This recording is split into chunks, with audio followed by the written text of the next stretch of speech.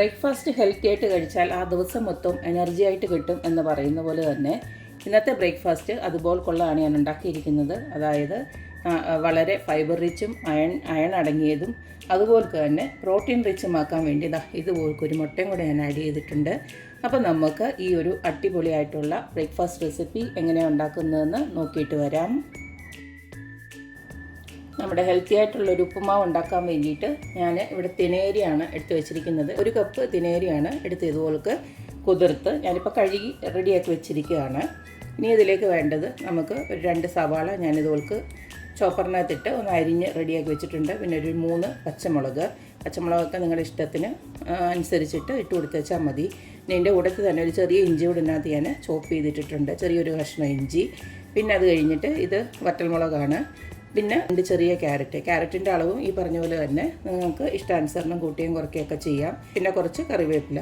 പിന്നെ ഇതിനകത്തേക്ക് നമുക്ക് കുറച്ച് അണ്ടിപ്പരിപ്പൂടെ വേണം. ഇതുകൂടെ ഇടുമ്പോൾ നല്ല ടേസ്റ്റ് ആയിരിക്കും. ഇനി നമുക്കിത് എങ്ങനെയാണ് ഉണ്ടാക്കുന്നതെന്ന് നോക്കാം.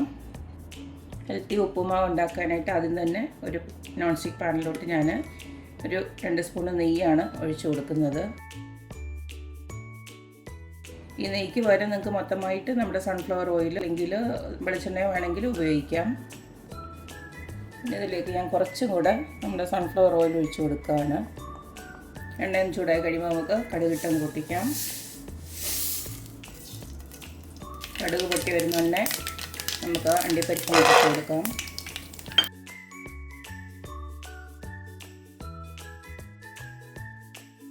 അണ്ടിപ്പരിപ്പ് ചെറുതായിട്ടൊന്ന് മൂത്ത് കഴിയുമ്പോൾ നമ്മൾ കരിഞ്ഞ് വെച്ചിരിക്കുന്ന എല്ലാം കൂടെ ഒരുമിച്ച് അങ്ങോട്ട് ഇട്ട് കൊടുക്കാം.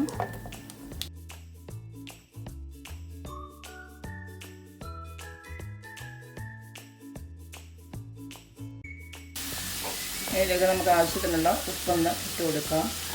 1 ടീസ്പൂൺ ഉപ്പ് ഇട്ട് കൊടുക്കുന്നുണ്ട്.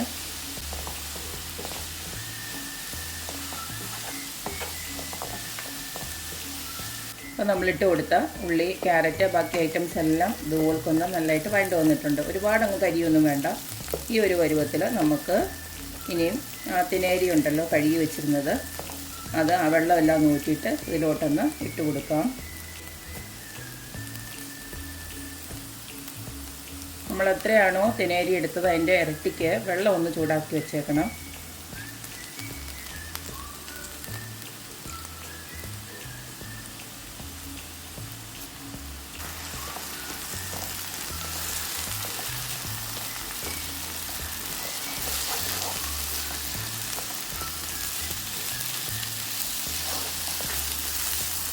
ഇതുപോലത്തെ എല്ലാം ഒന്ന് ഇളക്കി കൊടുത്തതിന് ശേഷം നമുക്ക് വെള്ളം ചൂടാക്കി വെച്ചെന്ന് പറഞ്ഞില്ലേ, അതങ്ങോട്ട് ഒഴിച്ചു കൊടുക്കാം.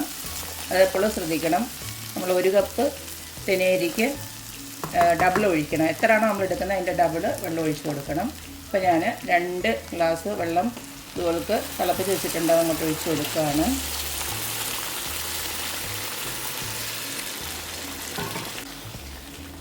ഇത്തിരി ഒരു വേവുള്ളതാണല്ലോ, നമ്മുടെ റവയുടെ കൂട്ടല്ലേ, ഇത് ഇത്തിരിയും കൂടെ വേവുണ്ട്. അതുകൊണ്ടാണ് ഇങ്ങനെയുള്ള കണക്ക് നോക്കിയിട്ട് വെള്ളം ഒഴിച്ച് കൊടുക്കുന്നത്. ഒരുപാട് ഒഴിച്ച് കൊടുത്തു കഴിഞ്ഞാൽ കുഴഞ്ഞും പോവും. അപ്പം നമുക്കിതിനെ അടച്ച് വെച്ച് വേവിക്കാം. ഇടയ്ക്കൊക്കെ ഒന്ന് ഇളക്കി കൊടുത്തേച്ചാൽ മതി, വെള്ളം ഒന്ന് വറ്റി വരുന്നിടം വരെ.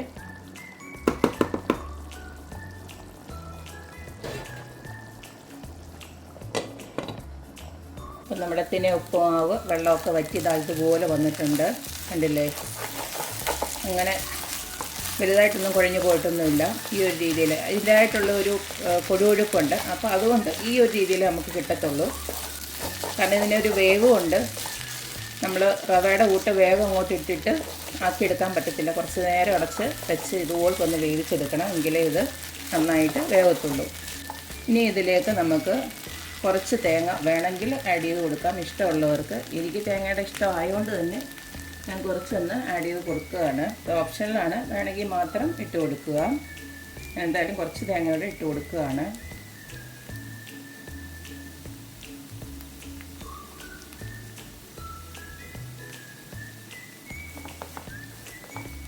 അപ്പോൾ ഇത്രയേ ഉള്ളൂ, നമ്മുടെ തിനേരി കൊണ്ടുള്ള ഉപ്പുമാവ് ഇവിടെ റെഡി ആയിട്ടുണ്ട്.